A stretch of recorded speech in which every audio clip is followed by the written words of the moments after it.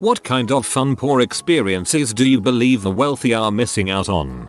Making a list of places you'd love to go to but can't quite afford, not even vacation sites, just nearby restaurants and stuff, and delighting in the satisfaction of finally going there. There's also a delight in imagining what it would be like. Good daydream fodder, which is why I occasionally buy a lottery ticket. You want to see a movie, but you're too poor, so you sit in the desert next to the drive-in and listen to the movie via your radio, while looking at the screen while sitting on a shopping cart. It's a fond memory of mine. I'm glad it's a fond memory. It sounds kind of picturesque, like something from one of those coming-of-age movies.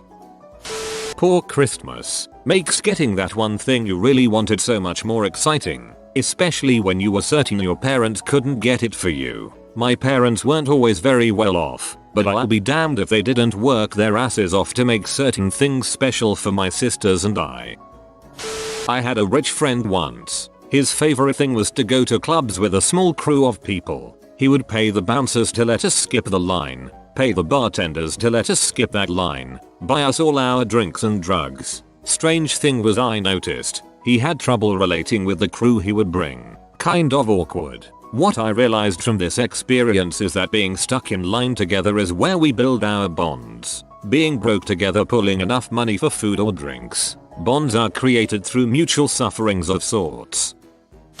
Being able to finally buy something you want after years of saving up. Ah, that feeling. I used to get ours, 100 per month. $1 equals 45 rupees to 50 rupees at that time, when I was little. I used to save all that money to buy novels. I had to save more than 9 months worth of pocket money to have enough money to pre-order the last Harry Potter book. Felt so happy. Putting water in things and shaking it up to make more of that thing. Hand soap, laundry detergent, shampoo. Small victories like paying all your bills on time or being able to buy groceries that aren't mostly ramen and rice beans. I love being able to groceries. Not really fun, but the impact of a death in the family is made much less stressful when you're poor because nobody's going to put up much of a fight over Uncle Ray's busted ass VCR or the rotary telephone with a broken dial. The process of going through their stuff and trying to figure out what to do with it is entirely about them and who they were, instead of being about their stuff and what it's worth. It sucks trying to come up with the money for a decent funeral though. Getting a comma in your bank account. The feeling of finding exceptionally cool clothes for next to nothing at thrift stores. There's some added challenge and reward in balling on a budget. This is the best when you have rich friends, and they ask you where you bought your clothes. That joy of finding $20 somewhere that you didn't know you had. Rich people can have that. John McCain had that experience once, but with a house instead of a $20. Having to buy the generic cheap food, wondering if it's gonna taste at least okay and it turns out to be delicious. These moments are the best. The fun of you and all your brothers and sisters being jammed into a fake wood-paneled, rusted Ford station wagon for a cross-country road trip from Minnesota to Arizona. Years later am I able to finally laugh about it.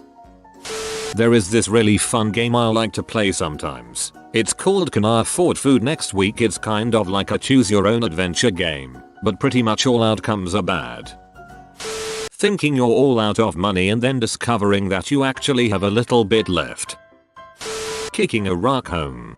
Or the depressing moment when you try to kick it, but miss. Then while still walking, you reach your leg back to grab it but still miss. It takes too much effort to turn around and kick it, so you keep walking forward hoping no one saw. Musical bills. That's where you pay your monthly bills randomly and when the money stops, the last one to find a chair doesn't get paid. Eating ice cubes for fun. Put toothpicks in the tray as they are freezing. Ice popsicles, unless you can't afford the toothpicks.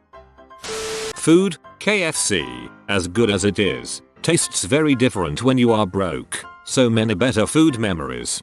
So true. Hunger is the best condiment, although free food tastes pretty great as well.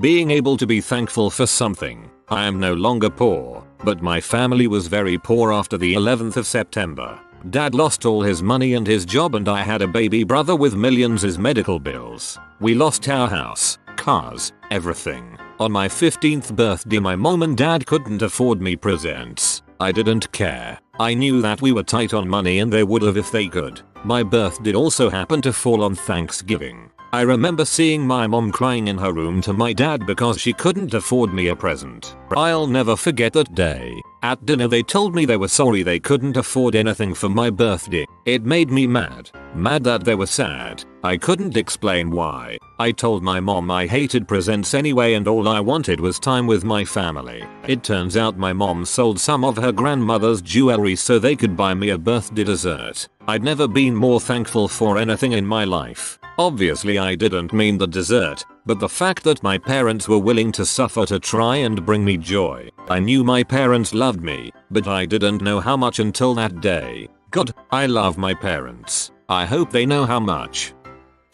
I think the wealthy are missing on the experience to bond with their significant other in maybe not so desirable conditions like moving into a new place with spouse or so and not having a dining room table. So you sit on the floor on either side of a recently unpacked cardboard box or a very unstable hand-me-down coffee table your mother-in-law gave you and share a pizza because screw cooking on moving day. Making love because there is absolutely nothing else to do. Timing the microwave popcorn to be ready when the movie starts on ABC. Finding a movie in the DVD pile that you'd forgot about and, thus, haven't seen 15 times already this year. Finally getting the antenna turned right so that you can pick up that fourth channel from the next city over. When your so wakes up 2 hours before you and already has the heat on. When the good bread goes on sale. Making love because there is absolutely nothing else to do. So that's why poor people have so many kids. I doubt that the extremely wealthy enjoy getting a good deal to the extent that others without as much disposable income do. I managed to purchase some tickets to a professional sports game the other day for a really good price. I think the deal itself made it a little more enjoyable. Buying a $5 Little Caesars hot and ready on payday makes you feel like a king. A couple of years ago I was deep in debt and had to survive for almost a year by dumpster diving. I literally had a budget of £2.3 a week for essentials. The rich will never know what it is like to find food when you have nothing. Sometimes you get a balanced week of veg, carbs and dairy and sometimes you get a solid week of cheese and birthday cake. Frick poverty. There is nothing you miss about that crap. Money may not always buy happiness, but poverty almost always brings misery. Thrift shopping for actual economic purposes. When you're not grabbing out the ironic t-shirts and ridiculous fur coats a la Macklemore, you have to learn to find things in your size that don't smell bad, that don't have holes, etc. It's the ultimate scavenger hunt experience. Learning how to get various stains out of clothes, too. A lot of my thrifted wardrobe came with a few stains. It's not that hard to get a stain out with the right products. I've gotten ballpoint ink out of silk shirts. It just takes some finesse. Here in lower middle class Pennsylvania a good afternoon can be had out on the porch drinking a case of light beer and watching traffic roll by. In rich neighborhoods you can't even see the road from most of the porches. What good is a porch if you can't see the dang cars go by? The feeling of being taken care of and finding out who is truly there for you through tough times. In high school I was about to be kicked out because my mom couldn't afford the tuition. I remember being called into the office, stressed out and scared that I was gonna be asked to leave, then being told there was a donation made to my name. Someone had anonymously paid $10,000 for me to finish sophomore year and start junior year. I couldn't believe it. I was beyond grateful and felt really supported in that moment. When I went home and told my mom, she started crying. She was so happy. My best friend of 6 years just recently slipped up and told me it was her family who helped me. The best part is, at the time, me and her had just started hanging out and her parent hadn't even met me yet. Eating a nice cheese and mustard sandwich. Riding public transports. Public transports are great places for inspirational crap and life lessons. No parking tickets and you don't have to shovel your car out of the snow in winter. I was riding the subway once and a musician pulled out his clarinet to busk and he began to play George Gershwin's Rhapsody in Blue. I gave him $1.